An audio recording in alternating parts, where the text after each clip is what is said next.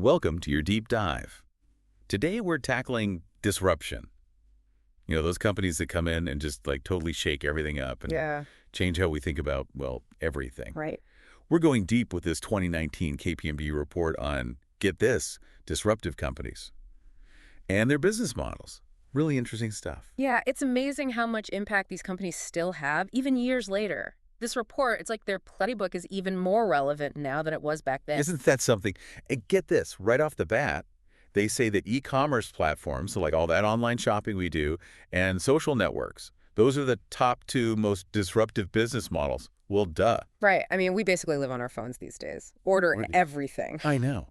But it's not just about the technology itself, right? It's how these companies use it.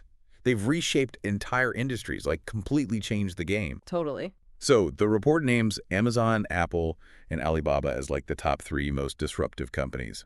No surprise there. But what gets me is how these companies are so much more than just what they started out at. Oh, absolutely. I mean, think about Amazon, right? They were an online bookstore. Now they're, what aren't they? I mean, they do retail, they deliver everything. They've got that whole streaming service thing going on. Yeah. They're even in groceries now. Like, come on. It's crazy. They've totally mastered how to expand into any market. And that whole using AI and automation, that's their secret sauce. But it's a strategy we see everywhere, don't we? Oh, absolutely. It's like the blueprint for success in this day and age. And it's not just the tech world they're shaking up. This report, it predicts huge changes, like huge in everything. I mean, everything from how we do telecommunications and manufacturing, healthcare even, aerospace, finance. Is there anything left untouched? I mean, honestly, not really. And it's because technology, it doesn't care about boundaries.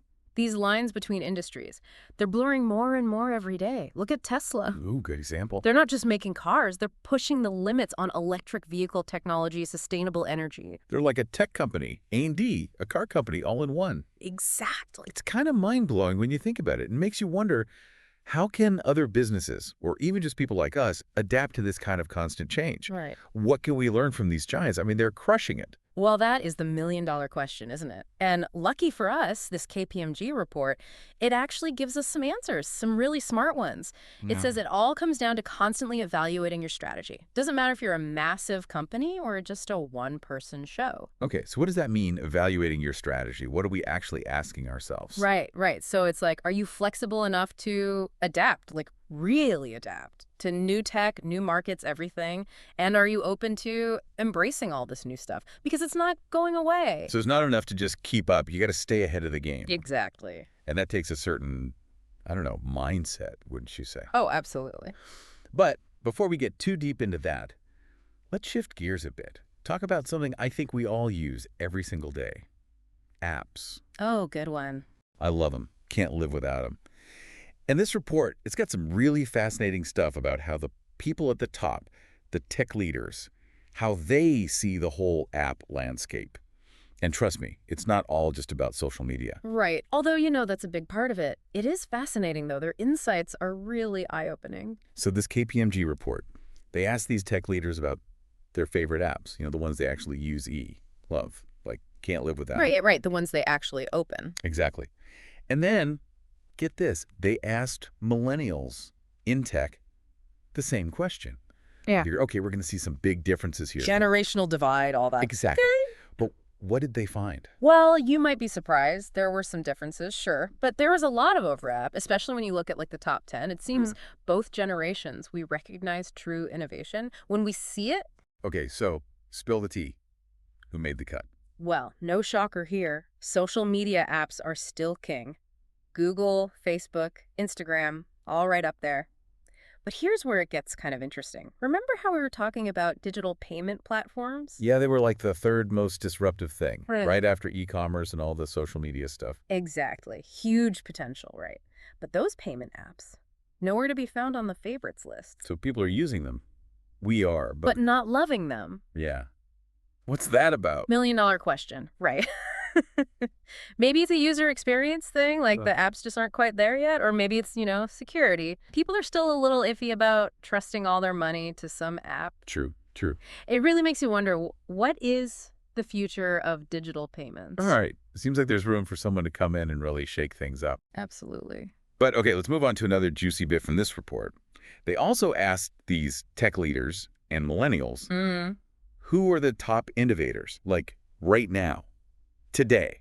And this is where it gets really, really interesting. There was so much agreement between the generations, especially when it came to the big names, the ones shaping everything we're talking about. Okay, enough teasing. Who are they? Who are these visionaries? Well, at the top of both lists, Yeah. Elon Musk. No surprise there. The man's a legend. Right.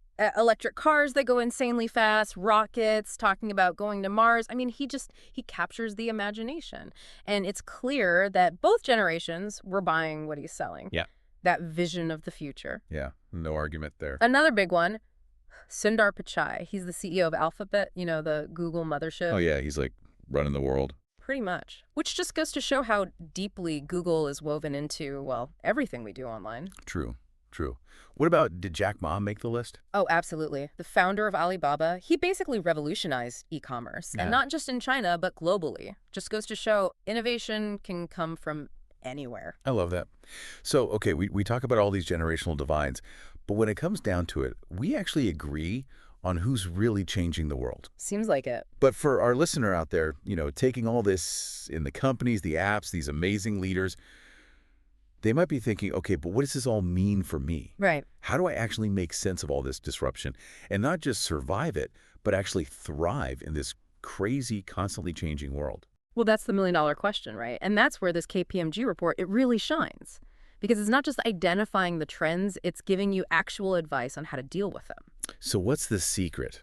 What's the key takeaway for someone who wants to not just keep up, but actually get ahead of the game? The report really hammers home this idea of constantly evaluating your strategies and asking yourself, am I flexible enough? Can I adapt to new tech, new ways of doing things?